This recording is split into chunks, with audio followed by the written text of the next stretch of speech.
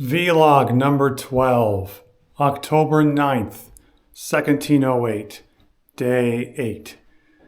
So today I wanted to talk about the ego and identity because it's something that's been on my mind for a while now, and after a recent conversation with someone online who apparently had a egotistical meltdown, I decided, well, maybe this video could help them as well.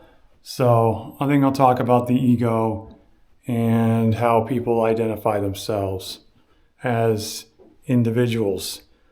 So the ego is basically just a collection of ideas that informs us and makes us think that we're this person.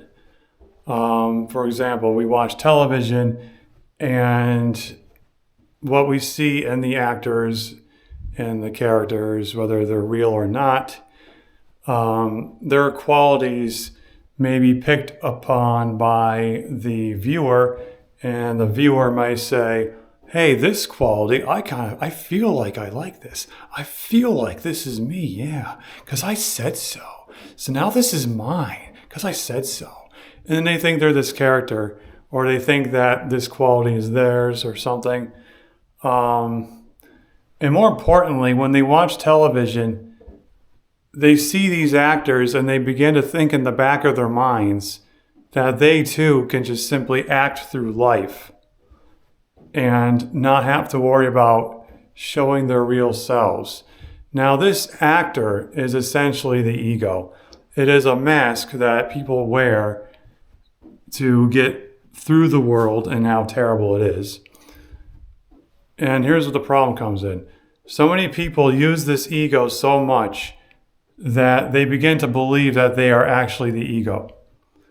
And then because of this, their self-analysis and contemplation of who they are basically takes a back seat to the ego's demands, which only seeks to fulfill itself and make itself look like the best ego in the world. And it does this via, you can see it all over social media, especially Instagram, where a bunch of egos are posting pictures and saying, look at me, validate my existence. You better validate me or you're a bad person, according to the ego. The ego is constantly struggling to prove its existence. In every moment of the day, it's struggling to prove its existence.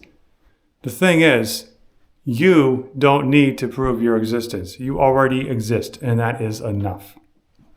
This is logic, but the ego here is not logical whatsoever. And people do this anyway, and they don't even have the self-awareness as to what they're actually doing. To the point where many of their actions become just downright embarrassing. So, and it's with this ego that people place their identities with. They claim, oh, I'm this person, but they base it upon the ego more times than their actual selves. And I've been noticing lately how with these struggles in the world, especially ever since the COVID pandemic, that many egos have been, well, humbled or just simply crushed and annihilated.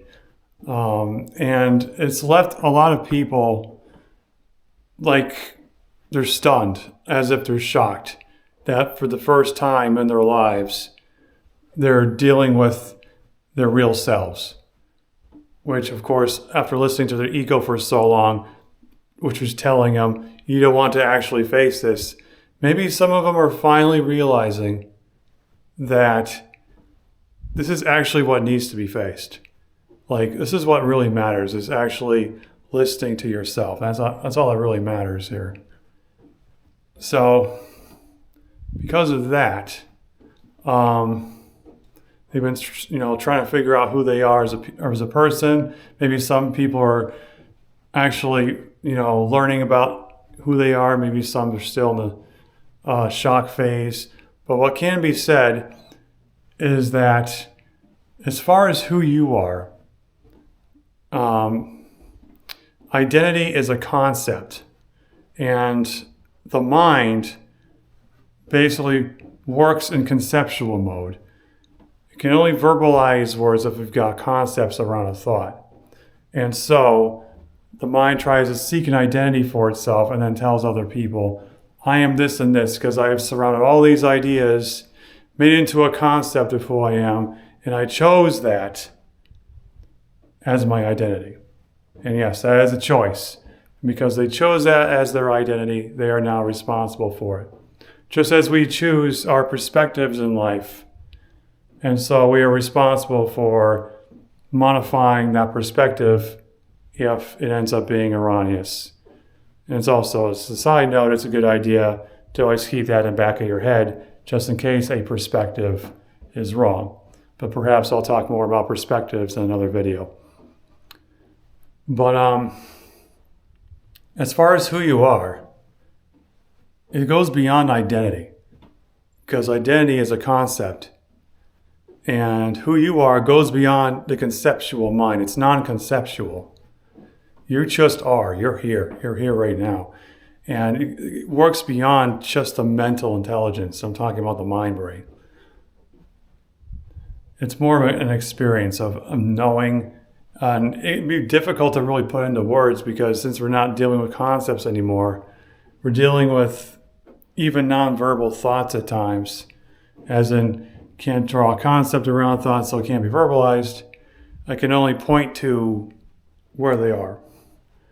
So we can talk about, the virtues that you are, perhaps, or we can talk about the actions that you perform, since, those don't often require verbalization. And then perhaps people putting it all together can figure out what kind of person you are.